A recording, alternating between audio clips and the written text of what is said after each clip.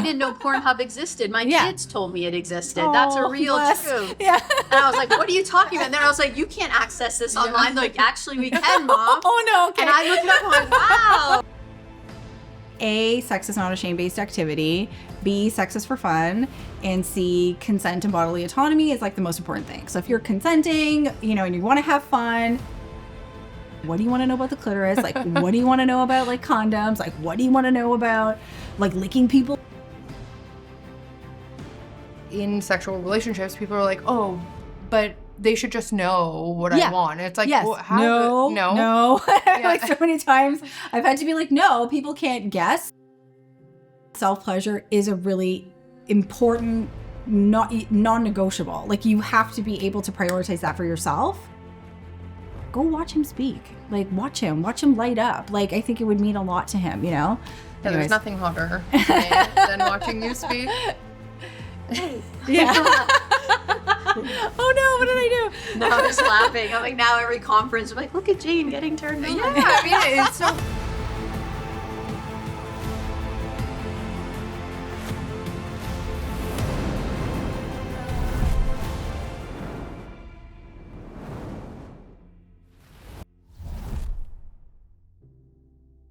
Okay, so we're here with Sabrina Baldini, who is a sex coach, sex educator, and founder of After Sex Ed. Thank you so much for being here.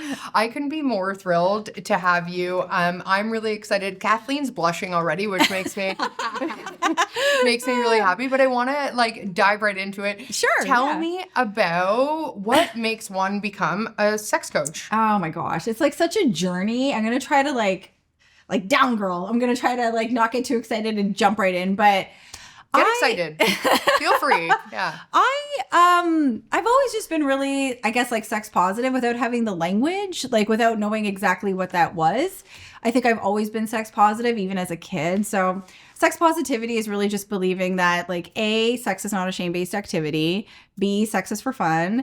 And C, consent and bodily autonomy is like the most important thing. So if you're consenting, you know, and you want to have fun and you're not shaming people, like you're good. That's a healthy relationship with it. And I think I just always felt that way, even as a kid, without really having the language to like defend myself, if that makes sense. So like I went to Catholic school, very shamey, like we weren't really taught anything.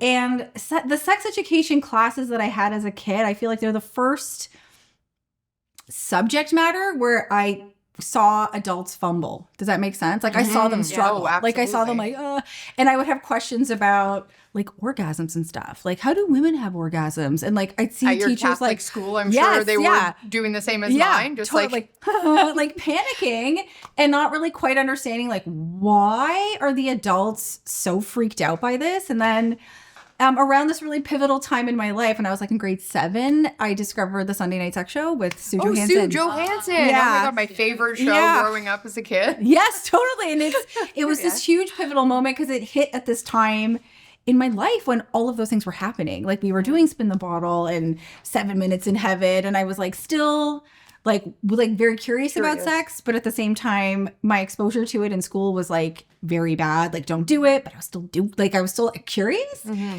And then Sue Johansson came.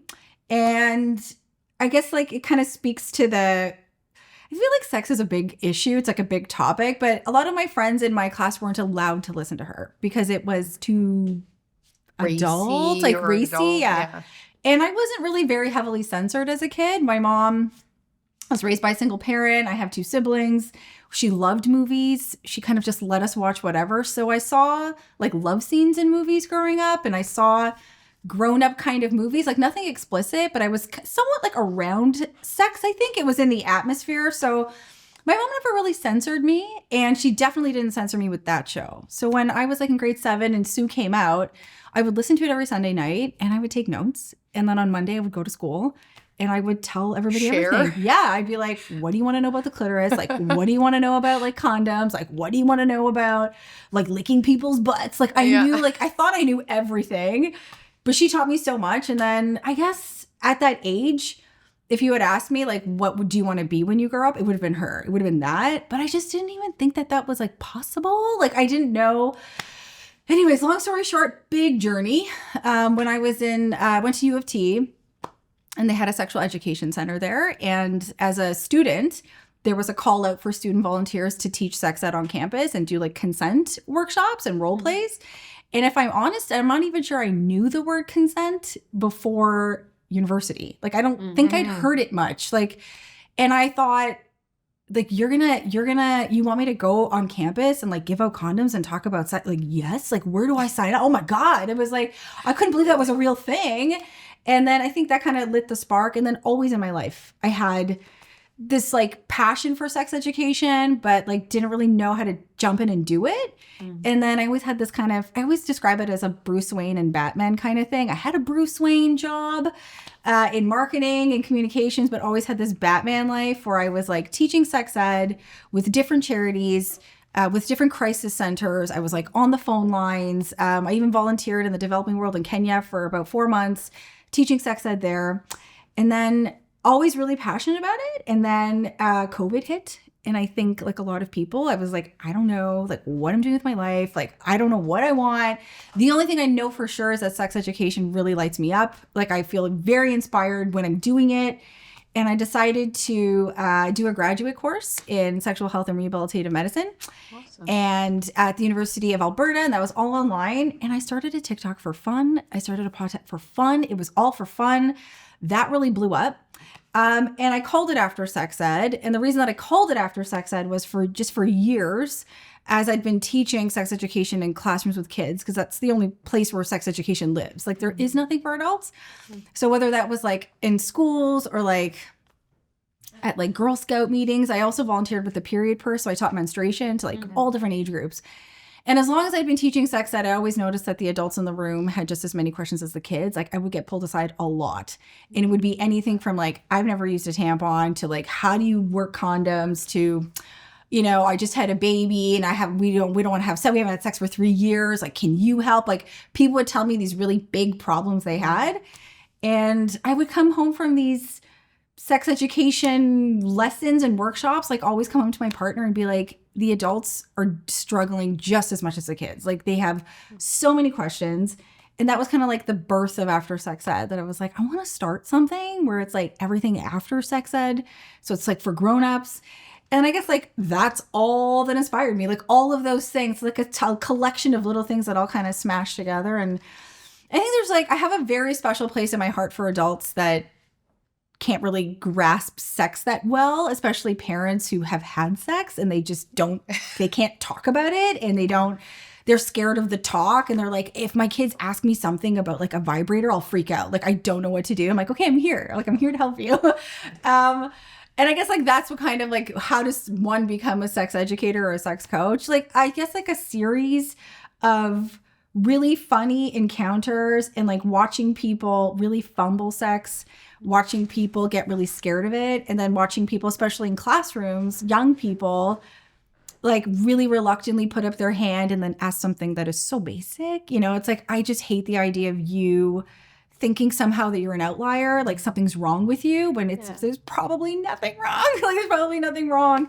And in all of my classes, I always give a little note card so they can write anonymous questions, and I read the questions at the end, and they're really inspiring, like, and they're really thoughtful questions very often. And that's, I think, what propelled me, was like, I want to be able to like answer these, or people can ask them in a world where they're like not so scared.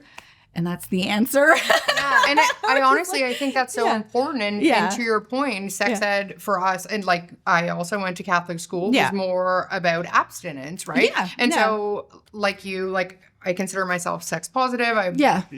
Sue Johansson, I was like, this lady looks like my grandma, but she's telling me a lot of really important things that I need to know in life. And I think why so many kids right now have these questions is because all of their parents had the same sexual education that we did, right? Yeah. And so there's a lot of questions surrounding it. I think it's still very taboo. Like, there's a lot of shame surrounding it for people. And and I think that this younger generation is so much more open, like even, you know, with respect to sexuality.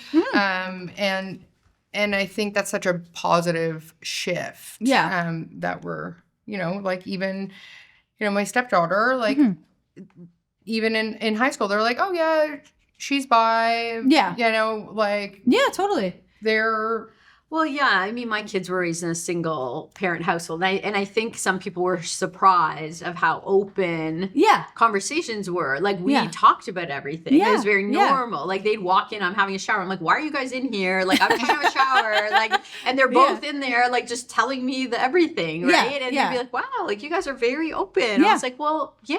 Yeah. Like, I kind of hoped we would be. I didn't know it would be this much, but here we are, you know, like, Yeah. I mean, now they're a little bit older, but I think it's interesting because, I mean, we say young people because I think we see the young people around us, but I mean, you know, Canada's different, US, there's so many changes happening right now. Yeah. So many conversations of getting away from like, you know, birth control and getting away, like going back to much more traditional views on sexuality. And there's a whole movement on that with young people too. So I think it's a very interesting time. Like things are so polarized, right? Both sides. But I know a lot of the people who will watch this show are, you know, women and entrepreneurs. So we put some questions that we hear from women. like when we're sitting around, you know, hanging out with friends. These are the conversations that continue to come up, right? Yeah, for sure. Like one big one, like leaders. So women who are leaders at work, how can they shift and be more vulnerable in personal relationships? Like, do you see any connections with that? That's like, how can they be more vulnerable? Like specifically that? Or like, how can they prioritize sex and sexual wellness? I think when there's an energy that you have to be more in your masculine energy. Oh, that when kind you're when you're you know, leading a company or a brand or, you know, business. Yeah. And then to flip that and then enter into like a more feminine, vulnerable space. I think some people find that challenging. Yeah. I do think men can be vulnerable, though. I want to say that. Oh, absolutely. Yeah. Yeah, I don't think that we have like a monopoly on that. And I think, especially when I work with couples, I can see that they have views and how they think things are supposed to be. And that's where I would say like one of the biggest challenges that I find with sex coaching, which is adults. So like sex education is like for kids and sex coaching is like sex ed for grownups. That's how I like kind of frame it. People have questions usually not about like how they are, it's how they think they're supposed to be. And that's where they run into like a lot of problems. But I always like sex for me, and I think if you have a healthy relationship with it, is and should be a place where you're very uninhibited. Like you're not worried and you're not thinking and you just want to have fun and kind of like let go. And I understand that in your waking life, if you're kind of like always in control, like and always leading and you're always managing things, it can be like hard to transition. But if like pleasure is your goal and like being uninhibited is your goal, then there's like so many ways that you can just let go, you know? And I think what's challenging is that people tend to view sex as very like adversarial, like dominant and submissive. Like it could be more like generous, like you're giving, it can feel good to give, and being selfish a little bit is not so bad. Like it's good for you to be a little bit selfish sometimes and like ask for the things that you want.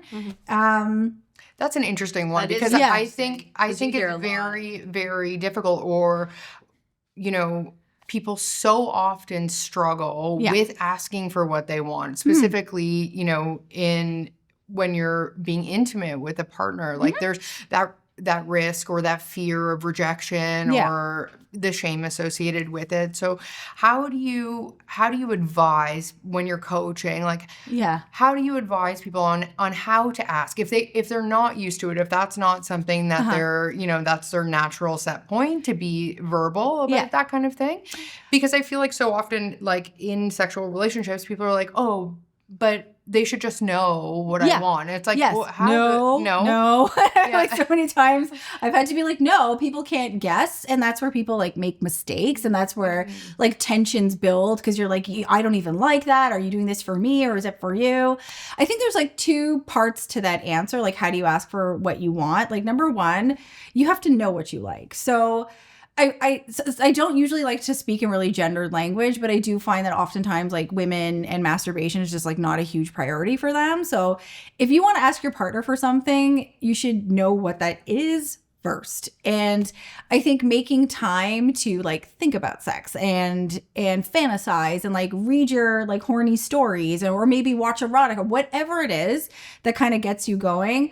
I think people don't generally see sexual wellness as this thing that has to be prioritized. Like do you brush your teeth every morning? Like, do you go to the gym a couple times a week? Do you masturbate a couple times a week? Like, do you think about it? So there's that. And there's a very popular theory in sex therapy that the way that you touch yourself is how you touch other people. So if you are, not exploring your body, if you are not touching yourself at all, if you are not using your imagination, if you're like masturbating, if you're just kind of only like here, are you doing that to your partner as well? So like masturbation and self-pleasure is a really important non-negotiable. Like you have to be able to prioritize that for yourself. Like you have to know you have to know what you want to ask for. And then the other part is B.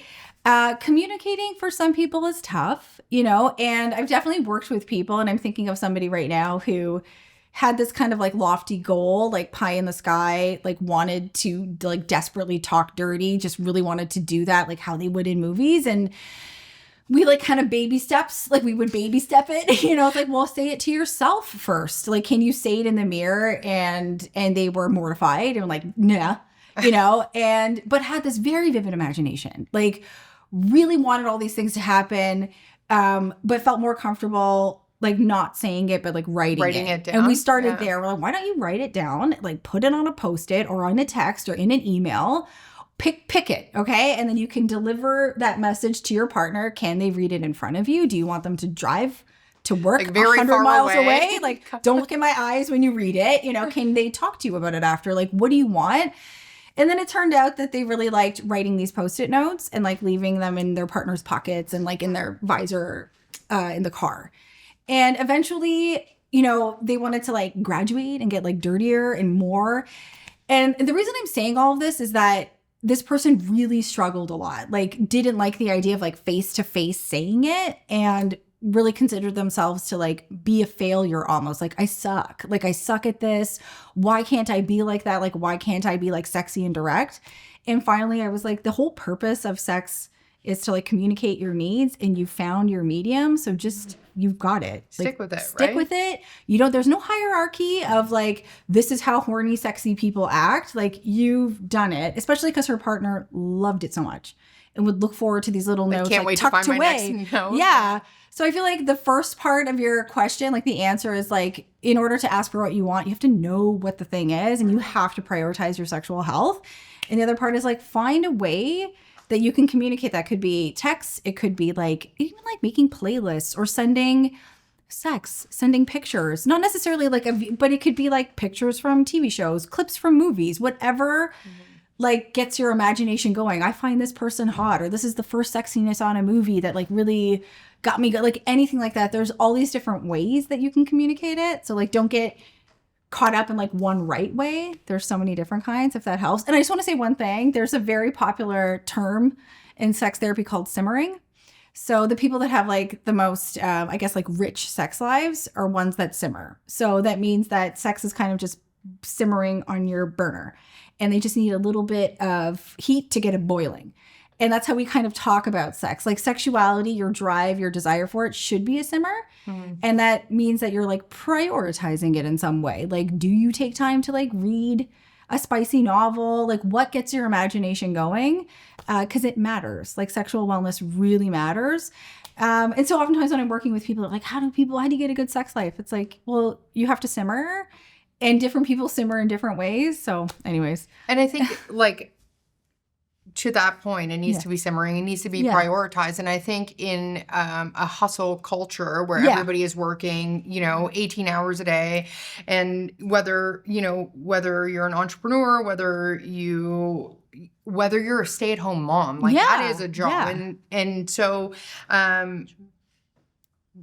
life is fucking busy. Yeah. Like, and so I find that is one thing. And if I'm being honest, and like listening to people like friends who are talking about this, is like, we don't have time for sex, right? Yeah. Like, and so what homework would you give somebody who that is, because I think if you fall into allowing that to be, the thing that stops you, or the excuse, right? Like, we're just so busy. We're too busy for sex. Yeah.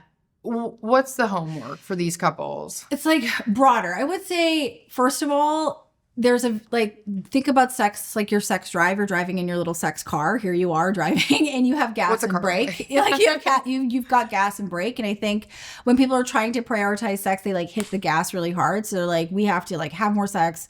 I have to wear lingerie. I have to throw all my resources at this to like get us as horny as possible. But I think people should really think about their break. Like what is slowing you down? Like what is to like taking your focus away? Like, could it be that you're not sleeping well enough, or you're really tired, or you don't have time for yourself? So you'd have to, and then very often this is sex coaching where people are like, this is the sex part where you're telling me to like nap more. Like, well, yeah, kind of like, you have to find out like what your break is. And then try to like take the break off. And that could mean like kind of if you've got the means and the money to like hire a babysitter so that you can prioritize a date night, because otherwise you're just going to kind of tailspin. Like you'd have to, if you can throw money at the problem, kind of throw it at the problem. Just be like, here. Or, you know, you can make little date nights where the kids are in bed and you're just prioritizing like an hour of like uninterrupted talk. There's also like more to it in the sense that some people really tend to view sex and desire and like chemistry as very like sparky. They'll talk like that. They'll be like, you have it or you don't. And that can be very black and white and kind of like punishing in a way. Like, and it's harder to get that person to kind of move a bit. And the other side is like some people tend to see romance and desire and sex as this thing that's cultivated and you work on it. Mm-hmm. So I'm not saying that one is right and one is wrong. But I think if you can lean a little bit more into like, is it something that can be cultivated and takes time? If you're already even kind of in that family of like, yes, I think that you can work on that, then like, okay, then at least you're there. We can start working on that together. So that could be like taking things off your plate. That could be like prioritizing your date night. That could be like mommy gets like 2 days to herself to go work out whenever she needs to. It could be like that. Mm-hmm. I think focusing on like breaks is just so important because that's so much of my work lives there. Like, I don't think people connect the dots that they're like, I'm just so overwhelmed and tired. It's like, well, yeah, we have to figure out a way to get that off your plate. And then, and some homework too is like, there's like sensate therapy. There's all kinds of like boundary stuff. That's like the fun stuff later when they're ready. Like when they're ready. You're not jumping to that. You're not jumping. Yeah. Yeah, because sex and intimacy are two different things after all. So, and that's like part of my work is like, tell me what sex is, like, tell me what you think it is. Mm. And some people are like penis, vagina, like they're like that, you know, or it's like penetration, you know, and some people are like, it's like a series of activities where people do things and they're horny and they're naked. Or like, okay. And I think if you have a more flexible, creative view of what that is, like you can play around with like things more. Becomes less like daunting, if that makes sense. It's interesting here because I'm hearing so many things that are in alignment with how we build businesses, but totally different. Like you have to know who you are. You have to know what type of leader you are. You have to know what you want. And a lot of the women leaders, they're scared to know what they want, or they're scared to say that even to team members, right? And get the support that they need. And that's very difficult. So it's interesting that, you know, like do you see them as correlated? Like somebody who is empowered in their sexuality and somebody who's empowered in their personal lives or their business lives? Yeah. Yes, I do see them. But I also see it in I don't know if this makes any sense. Like as you're talking, I do think some people tie in, like people get confidence from different sources. I was just going to say confidence. Yeah. So it's like if you're really confident at work, that can spill into your sex life in a really great way. And like sometimes if things are not going well at work and you're like, it's not working out, it can spill into your sex life in a really crap way as well. Yeah. So sometimes when I work with clients, you know, they're trying to figure out like, especially when there was a time when they were really excited to sleep together and then it kind of like it dissipated, or sometimes they can almost pinpoint it and they'd be like, oh, like 2 years ago, things went wrong. So like what went wrong? Like what happened? And sometimes it is like job loss or, you know, overloading with work. Something happened career-wise that created tension and not in a great way.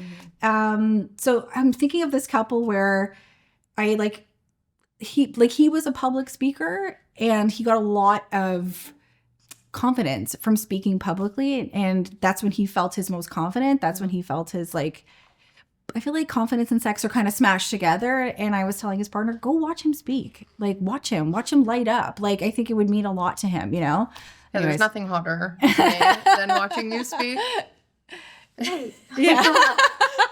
Oh no, what did I do. No, I'm just laughing. I'm like, now every conference, I'm like, look at Jane getting turned on. Yeah, I mean, it's so fun. It's true because you're watching your partner who you really love in their area of genius shine and exude confidence, and that's sexy. Yeah, I think. totally. Right? That's what I mean about like gas and brake. Like sometimes people, instead of exploring things like that, will just like go buy a lot of lingerie or like watch porn together. And I'm like, I appreciate the spirit of what you're doing. A for effort, though. Yeah, right? like A for effort, but you're like way ahead. You're like 10 steps, like back up. And now like, what makes you confident? Like start there. And sometimes it's like work. It's like, okay, well then like, if you excel at work or like work hard, whatever, it can inspire you to be like sexier at home. But anyways, I digress. I think you get it. Totally get it. Yeah. And you mentioned something really awesome in your recent TED Talk, which I think everybody should check out. It's super informative and educational and also very entertaining. You talked about the third sexual revolution, which is happening now. And do you want to just hit on that quickly and let us know what that is? Oh god, it's like, okay, I'm gonna try not to like fangirl, go crazy. I really feel like we're in a political shift. I think everyone's really feeling that. Yeah, we all feel that. Yeah. And my life is so steeped in sex. And I think we're talking about like political strain and like family strains, religious strain, and like sex is there. Reproductive. It's all in there. Yeah. All of it. Yeah. I feel like sex is the genesis of everything. It's like the original language, and our sex behaviors now I think are changing in this way. And I just like, I would love for everyone to look at it because I feel like it's a big predictor of what we want. So there have been 2 sexual revolutions so far in history. One was in the 20s, 30s, like flapper era. And one was in the 60s, 70s, second wave feminism, birth control pill comes out, stuff like yeah, all that. I love that sexual revolution. But they all coincide to some degree with like women's lib. So like sex is political. And whether we want it to be or not, and I think a lot of us don't want it to be political, it ends up being like this. So women get access to more things. Like in the first sexual revolution was the suffragette era. So women got access to voting rights and they had more independence, felt good about themselves and confidence, and then boom, more sex. And then here we have it again in the 60s and 70s. So my talk is about how those 2 revolutions are about 40 years apart. And we are just so overdue now. Now we're like, 50 odd years out from the last one? More? Yeah, so we're about 10 years overdue. Mm-hmm. And in my TED Talk, that this thing had been percolating in my head for so long, I really just see that the third sexual revolution is like here, or it's like it's starting to like crest, it's coming. And I think that given how many drawbacks there have been in reproductive justice and like attacks on the queer community and reproductive health care for women, I think that we would all assume that it's going to be like a shift into like traditional like family conservative values, but that's not what I say in my TED Talk. I feel like it's more of a shift towards wanting something very real and authentic. Mm-hmm. And I use like not just like porn data, which you'll see in the talk, because the porn searches are like kind of hilarious. Yeah, like, oh my God. But also in my work, like the way that people are talking about sex, especially at the college university level, where I get hired by universities and colleges very frequently to do consent talks. And I do a lot of work around like online dating safety and healthy relationships and communication. And I would say young people more than anything are just really desperate for something very real. And they'll oftentimes make comments like, you know, I want to meet a girl like how they used to in the 90s. Like, how do you do that? Or like stuff like that. And I'm like, oh, they're romanticizing the past, which is like not unusual for young people. They'll do that. Like, I think I romanticized the 60s and 70s and thought it was the coolest thing ever. So they're there, but they're, I think, romanticizing like talking on the phone, real like, connection, right? Real connection, Because despite the fact that we all have, you know, these computers in our hand and have access to each other 24 hours a day, I think people more than ever are feeling disconnected. Totally, and I'm seeing that like the temperature check on campuses is suggesting this a lot. Mm-hmm. But I'm also really inspired because I think they really want to be together, and like online life, I think is different than real life. I think in real life, you can see that they want to be together. They're much kinder because everyone's so mean online. Like they're fighting so much, and it doesn't really look like that in real life, at least in my experience. And there is this like desperation almost for I want to connect with a human being in real life. It's so much so that even college administrators and student unions, so that's the students, are asking me not just to talk about consent or not just to talk about like safe sex, but also like how to talk to people, how to flirt in real life. Like, can you do a lesson in that? It's like, okay. It's kind of fun. Sure, I can try, you know. Anyways, that's what my TED Talk is about, is that I think the third wave of the revolution will be one that is like very romantic, like a romantic one. Because to me, the height of romance is being very vulnerable and being, you know, very authentic. This is me. Yeah. And I was seeing it in the porn trends as well. And that romance was number 2 a couple years ago. And like passionate sex hit the number 2 spot. And reality was number 1. And to me, it's screaming that. Right. There's a big shift surrounding it. Yeah. And it's so interesting because you think about COVID, right? And this alienation from social, like I had kids that missed major parts of high school that didn't learn to socialize with their peers, that had major anxiety at times, that missed out on things and missed grads, all of these kinds of things. And then you've got online dating, and then you've got the porn side. And it's like, you know, this different type of objectification where it's like dehumanizing, right? Like I agree. And I mean, I'm one of those parents who read all the research on, should I be terrified that my son's watching porn because is he only going to see a woman as an object? Is he going to be able to connect in an authentic way? And I mean, I was one of those people being like, hey, we have to talk about this, which of course he loved. So good, I didn't know Pornhub existed. My kids told me it existed. That's a real truth. Yeah.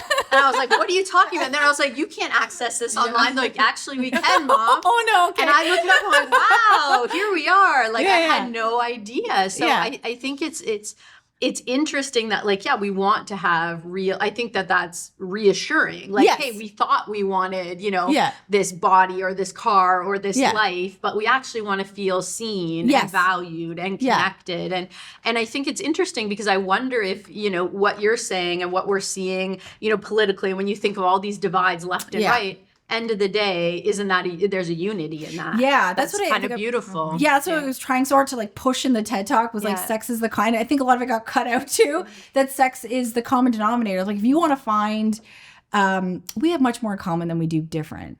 And I am constantly banging this drum in sex ed. Like women are not these mysterious enigmas that their desire is like under lock and key. They're not gatekeep. Stop it. And he's not like a one-track mind. Like stop. Okay. You have much more in common. So start with what, you know, what do you think sex is? Like, what do you truly want from it? And there is a lot of like, well, you know, I want to have fun. I want the other person to have fun. I don't want to have to think so much. Like that's a common thing that everybody, regardless of gender orientation, is saying these things. Because I write it on the board and I'm like, you don't want to think so much. You want to be able to, you know, not worry about things. Like you want to be real. Like we have that in common. And I get like, I think that sex is the common denominator. Like if you want to find a common ground, start with the sex stuff, I swear. And people will blush and giggle and like, and then it's very disarming. But that's why like, I truly see based on my conversations, not just with like my clients and not just with my students, but like also online stuff is like, it's like a fever pitch. But to be fair, I wrote that TED Talk before he who must not be named was elected again. And I felt so hopeful about things. And if I'm totally honest, I thought about like scrapping the whole thing. I was like, I can't see it. Like, I can't see it now. Like, is it coming? And the dust settled and I thought like, I think we need it more than ever. Like it's going to be even bigger. It's going to be an even bigger burst because people want this so badly.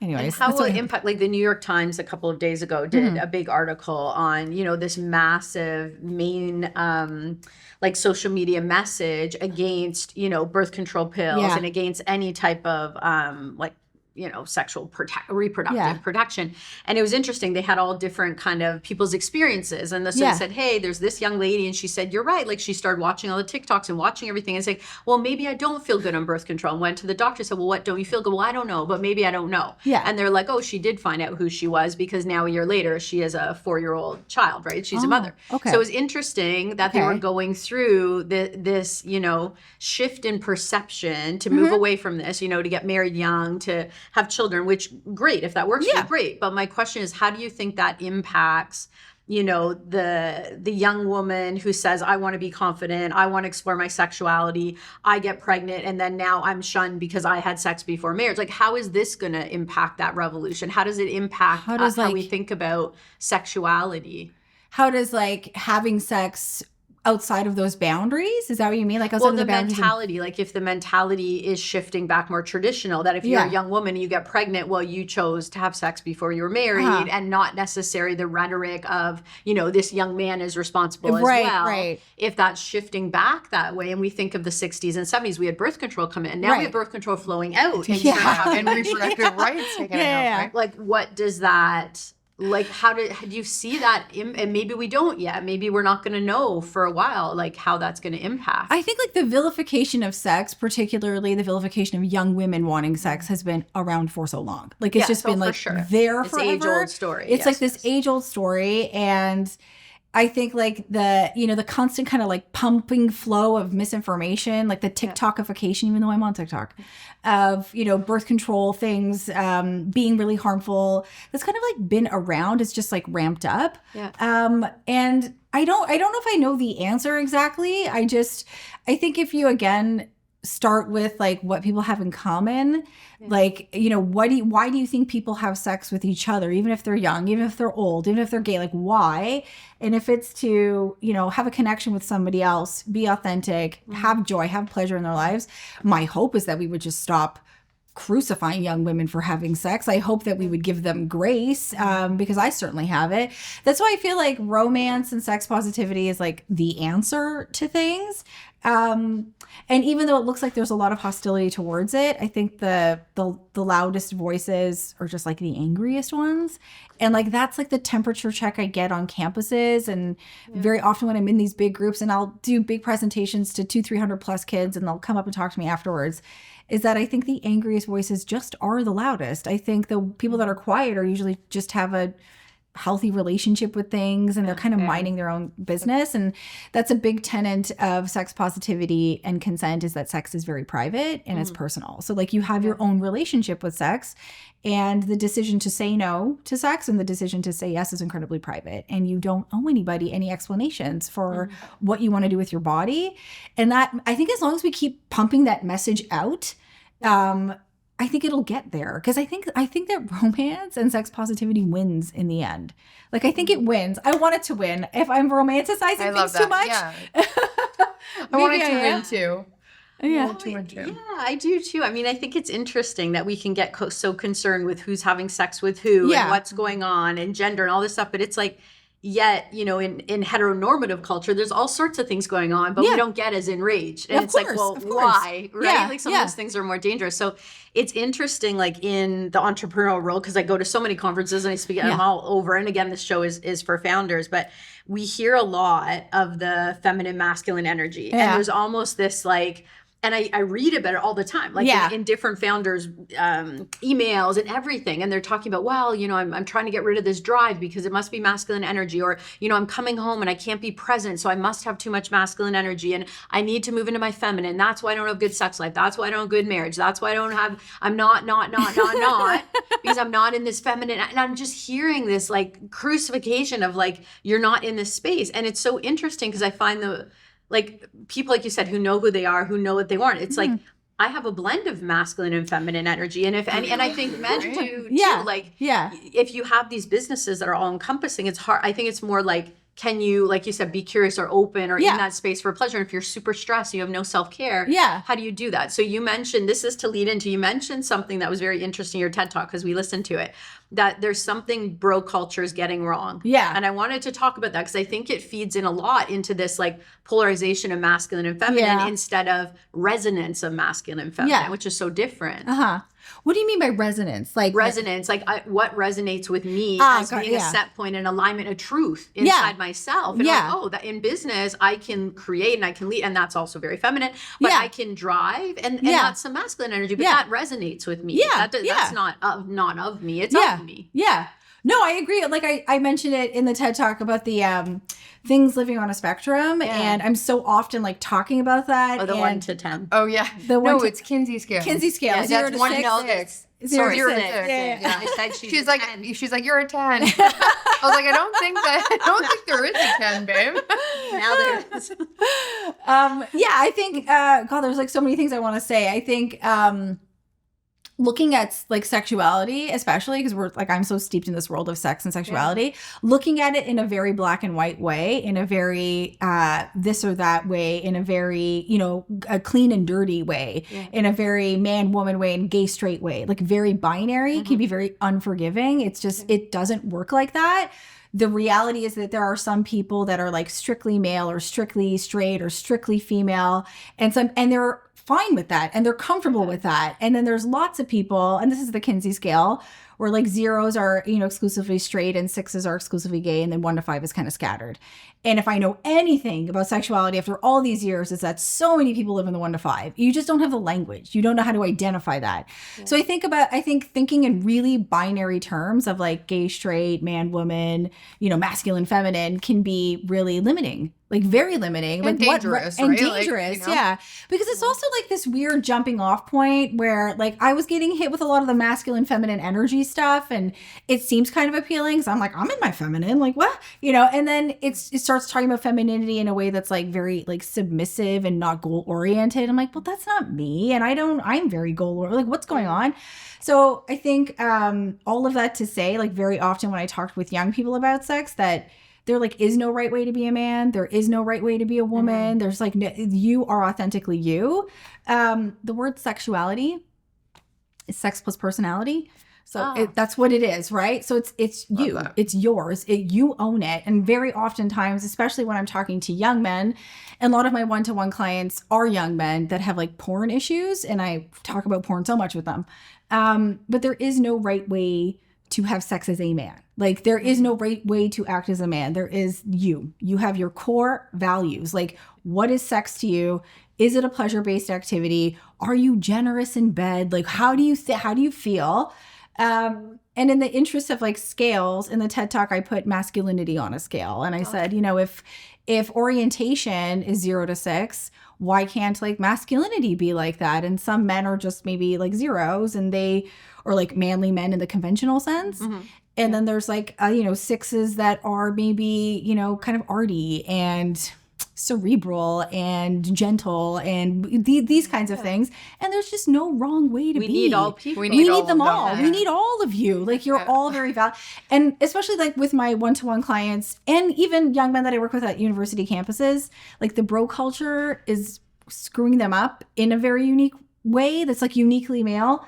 And what did I want to say about that? There's something I wanted to say in that, them being told to be more of like a masculine man that maximizes their maximum. It's like constant. Alpha. It's like they're like, can be really exhausting for them, because for like this one young man told me this, it's more like his words, that he was like, I'm just being told to be more like the guys that bullied me my whole life. And like, I don't want to be those guys. And I'm like, but you don't have to be. Right, like there is no right way. It's so flexible. Like, as long as you, again, like the tenets for me are of sex positivity, like you don't shame people. You let them be who they are. Sex is fun. You prioritize the other person's pleasure. Your pleasure is important too. And you respect consent. You are respectful of people's boundaries. Move on. Like that, there's like, you don't have to act a certain way to have like more credibility. It doesn't work like that. And anybody with maturity knows that. So I just feel like the bro culture podcasters are just so immature. Like they're just like not mature.